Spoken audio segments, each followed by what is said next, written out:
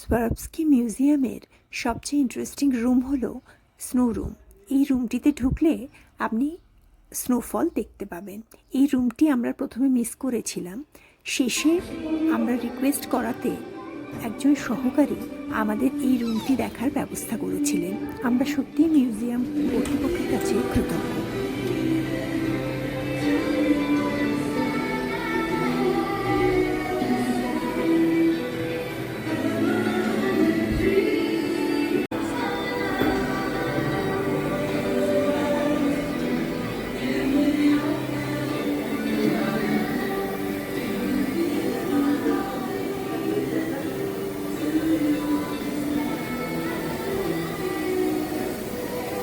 ঘরটি ভীষণই ঠান্ডা, মনে হচ্ছিল আমরা একটা স্বপ্নের জগতে চলে এসেছি।